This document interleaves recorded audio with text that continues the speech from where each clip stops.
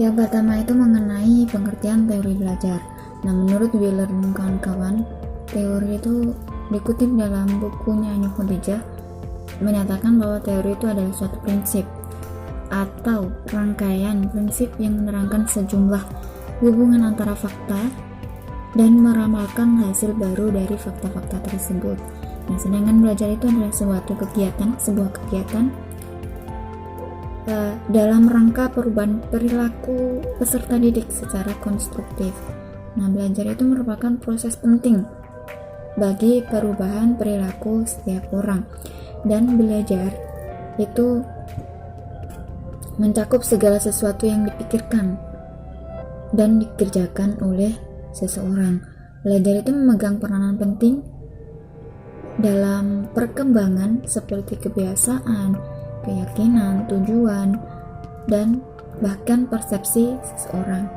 Sedangkan teori belajar sebagai prinsip yang saling berhubungan dan merupakan penjelasan atas sejumlah fakta atau penemuan yang berkaitan dengan peristiwa belajar.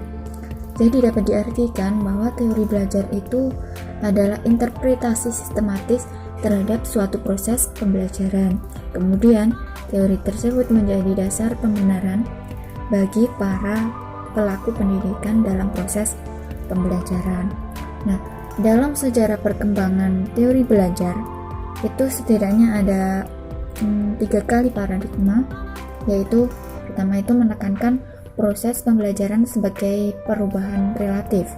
Nah, yang kedua, itu belajar tidak hanya ditunjukkan oleh perubahan perilaku yang dapat diamati. Terus yang ketiga, belajar sebagai konstruksi pengetahuan oleh individu.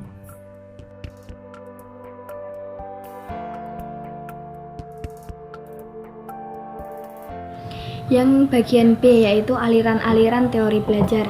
Yang pertama, teori belajar kognitif menurut Piaget. Pandangan bahwa kegiatan belajar harus disesuaikan dengan teori belajar kognitif sudah lama dikemukakan oleh Piaget. Selain termasuk pemahaman kognitif, Piaget juga salah satu pelopor aliran konstruktivitas. Sumbangan pemikiran Piaget saat ini digunakan sampai saat ini sebagai rujukan untuk memahami perkembangan individu. Jadi di setiap kelas itu kan bermacam-macam individu dengan tingkat kecerdasan yang berbeda-beda. Jadi di sini guru harus mampu memahami perkembangan individu yang satu dengan yang lainnya. Caranya bagaimana? Caranya yaitu dengan mengadakan seperti tes tulis atau tes tanya jawab atau apa, itu akan guru itu akan tahu seberapa jauh individu itu mampu memahami materi pembelajaran tersebut. Piaget juga menyatakan bahwa perkembangan individu itu dibagi 4 tahap. Yang pertama sensori motor, yang kedua pre-operasional, yang ketiga konkret operasional, yang keempat formal operasional. Yang kedua yaitu teori pemrosesan informasi menurut Robert Jackney. Asumsi yang mendasari teori ini bahwa pembelajaran adalah salah satu faktor yang sangat penting dalam perkembangan. Perkembangan merupakan hasil kumulatif dari pembelajaran. Jackney pada tahun 1992 menyatakan bahwa dalam pembelajaran terjadi proses penerimaan informasi yang selanjutnya diolah sehingga menghasilkan keluaran dalam bentuk belajar.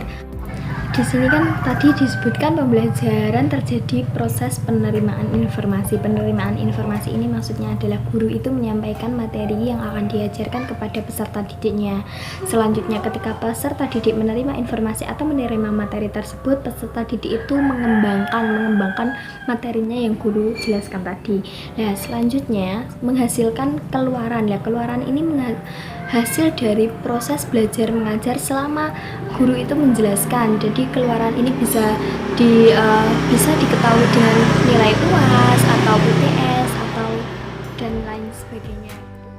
92 bahwa dalam pemrosesan informasi terjadi adanya interaksi antara kondisi-kondisi internal dan kondisi-kondisi eksternal, di mana kondisi-kondisi internal terjadi apabila keadaan dalam diri individu yang diperlukan untuk mencapai hasil belajar dan proses kognitif yang terjadi pada individu.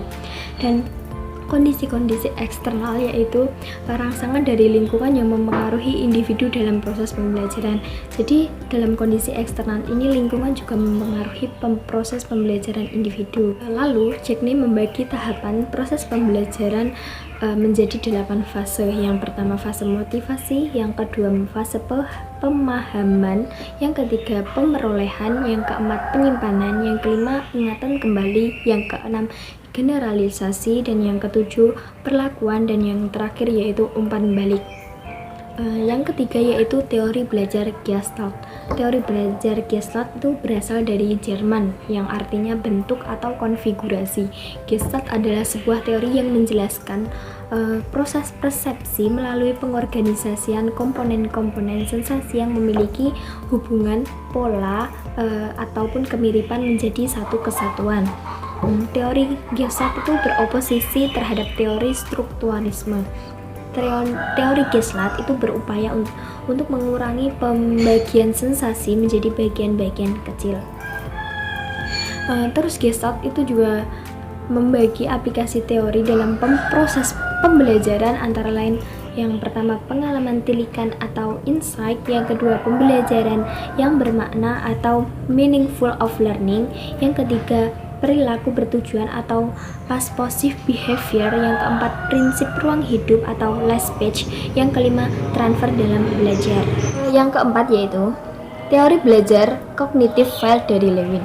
Lewin berpendapat bahwa tingkah laku merupakan hasil interaksi antar kekuatan-kekuatan baik yang ada dalam diri individu, seperti tujuan, kebutuhan maupun kejiwaan, maupun dari luar diri individu seperti tantangan dan permasalahan. Menurut Lewin, belajar berlangsung sebagai akibat dari 12 perubahan dalam struktur kognitif. Perubahan struktur kognitif tersebut adalah hasil dari dua macam kekuatan, satu dari struktur medan kognisi itu sendiri, yang lainnya dari kebutuhan dan motivasi internal individu. Yang kelima yaitu Jerome Brenner dengan discovery learning. Brenner berpendapat bahwa mata pelajaran dapat diajarkan secara efektif dalam 13 bentuk intelektual yang sesuai dengan tingkat perkembangan anak. Pada tingkat permulaan, pengajaran hendaknya dapat diberikan melalui cara-cara yang bermakna dan makin meningkatkan ke arah abstrak.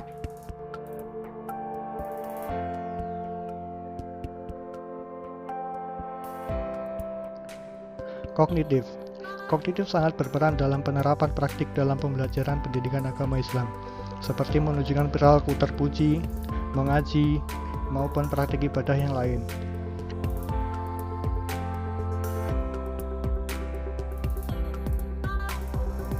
Dengan memberikan pemahaman atau kegunaan fungsi dan apa yang dilakukan ke siswa, maka akan berpengaruh dalam penerapan pengambilan sikap sehari-hari, sehingga dapat mengamalkannya dengan benar tanpa pengawasan yang berarti atau secara otomatisasi.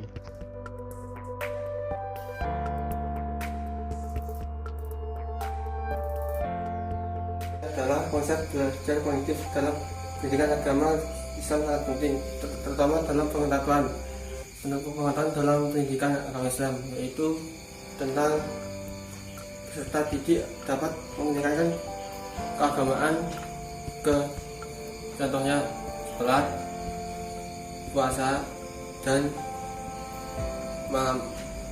mengamalkan ajaran Islam. Pendidikan agama Islam sangat penting bagi pendidik, yaitu harus meningkatkan peserta didik yang berakhlak mulia dan berjiwa keagamaan.